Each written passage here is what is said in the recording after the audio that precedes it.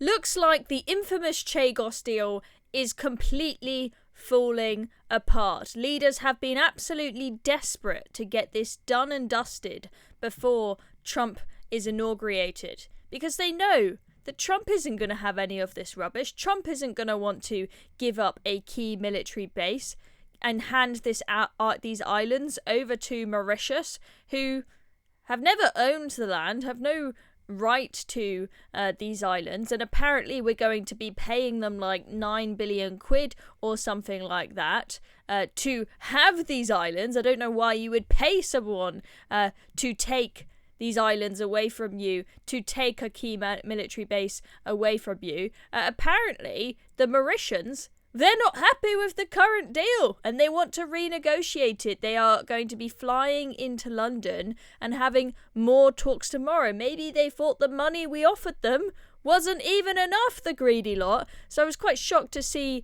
this tweet from Chris Hope earlier on today. The Chagos deal, thought to cost the UK many billions of pounds, will now not be signed until the Trump administration starts work next week. The PM's official spokesperson says it is right that the new administration has a chance to consider this. So they're trying to spin this in Downing Street as, oh, the reason why this deal is delayed is because we want to be nice and we want to make sure that Trump is happy with it. Oh, no. They had Trump's inauguration as the deadline to get this done because they wanted to get it done whilst Biden is still in power, because they know Trump won't have any of it. The Mauritians are not playing ball and they're being greedy and they want more money from us, okay, at a time when it looks like we're probably about to go back into the land of austerity. The bond markets have gone nuts. The cost of borrowing is now going to be much higher. Rachel Reeves is going to have to find many more billions by making ruthless cuts, as she has been told to make.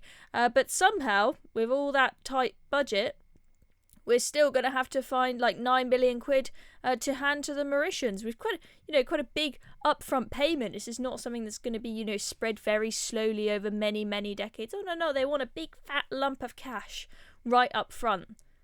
I mean, this is what happens when you put David Lammy as Foreign Secretary. This is just, it's ideological rather than logical.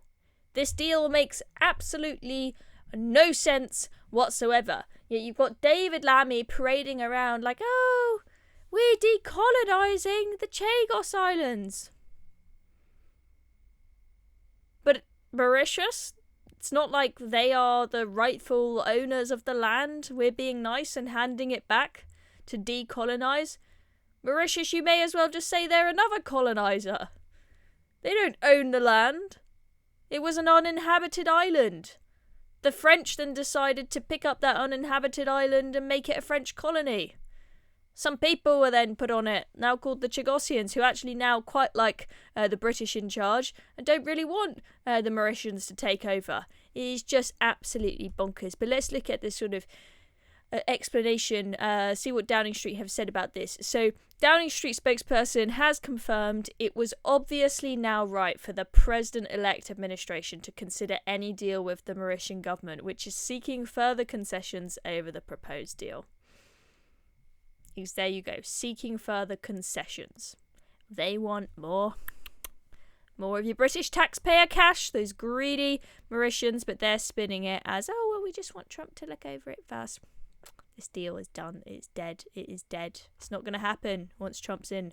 Mauritian Prime Minister Navin Ramgoolam's cabinet did not sign off on the proposed deal on Wednesday and is instead sending a delegation back to London for more negotiations. They are flying in and will be here tomorrow. However, the Prime Minister's spokesman downplayed suggestions that Trump would now have a veto on the deal. He added, it's perfectly reasonable for the new US administration to actually consider the detail, and we will obviously have those discussions with them. In my eyes, Trump does have a veto, because Trump is gonna kick off and cause hell for the UK if they just willy-nilly hand over a key military base and give money to them. Like, just the money thing makes no sense. Are they out of their minds? David Lammy lives in Delulu. Keir Starmer lives in Delulu. This is bonkers. We really could do with the billions and billions that we are thinking of sending to Mauritius. The NHS is on its knees. The housing market is on its knees. Our taxes are at an all-time high. Government borrowing is at, well, taxes the highest since the end of the Second World War, at least. Government borrowing absolutely through the roof at the moment. And you're saying we got enough cash to hand billions to Mauritians? Absolutely not under my watch. No way, Jose. Anyway, I'm Chloe Dobbs. That is the latest update on the Chagos deal. We'll see what happens with the negotiations that take place tomorrow and when Trump is inaugurated. But I think that this deal is dead now.